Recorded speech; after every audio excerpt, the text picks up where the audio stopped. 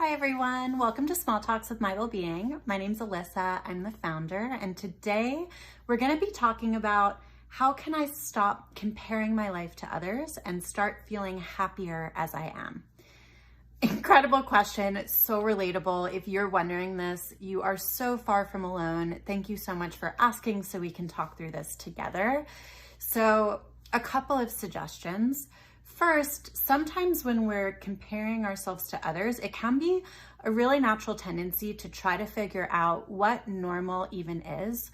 So it might be in an area of uncertainty or an area where there are various interpretations of what right might be or what something might look like. So for example, like what career success is, what does a successful relationship look like? What does a successful marriage look like? If we don't know the answers to that, and the secret is that oftentimes there is no answer to that, it's so personal, we might look at these external sources and say, okay, and grasp, how can I put together all of the information that's available to me to start to understand a definition or something more concrete for what is success in this domain? What am I supposed to be doing? What is the right thing to do? So first and foremost, it's completely normal. Secondly, it can be really helpful to just sit with the reality and really reflect on there may not be a right or a normal.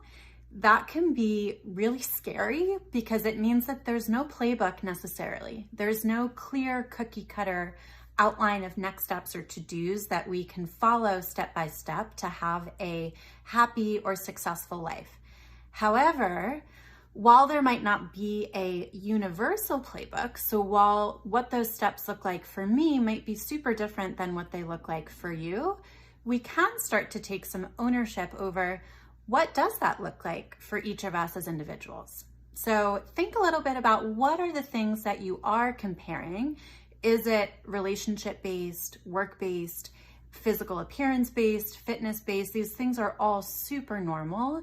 And what I'd encourage you to do is do an exercise with yourself or with your therapist or with a coach where you start to brain dump and or really start to vision, what do you want?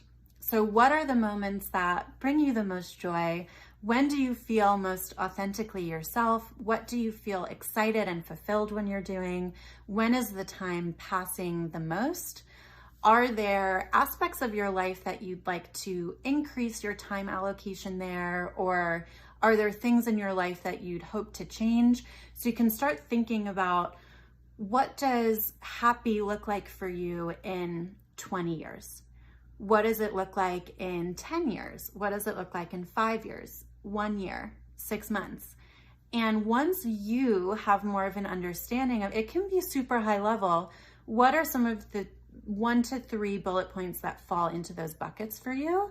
And once you have that, what I'd recommend is transitioning from comparing your day-to-day to the day-to-day of others, to comparing your day-to-day and how that's tracking to the day-to-day that you want to have in these time increments.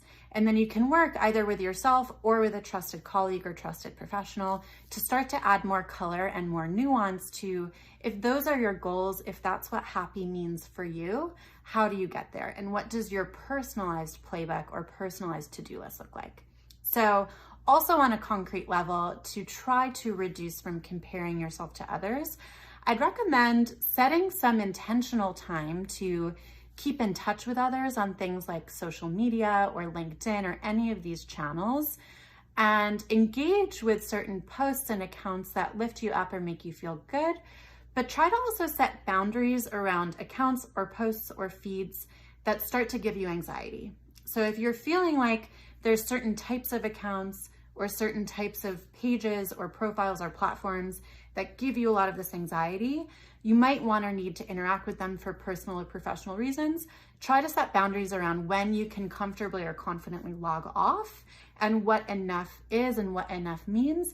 And if possible, try to cut out the ones that you don't need, or try to practice some curiosity around, is that adding growth or light to your day-to-day? Is it adding something that you want to keep?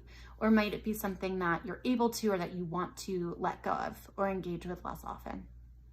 So I hope today's small talk was helpful for you. As always, please keep your eyes peeled for the question bubbles in our stories so we can continue to answer the questions that are most relevant and most meaningful for you. If this has helped you, please comment, add your voice to the conversation, tag a friend who might benefit from this small talk today, or comment and share, send us a DM to let us know what you think. So looking forward to seeing you next time, and have a beautiful day. We'll talk to you soon.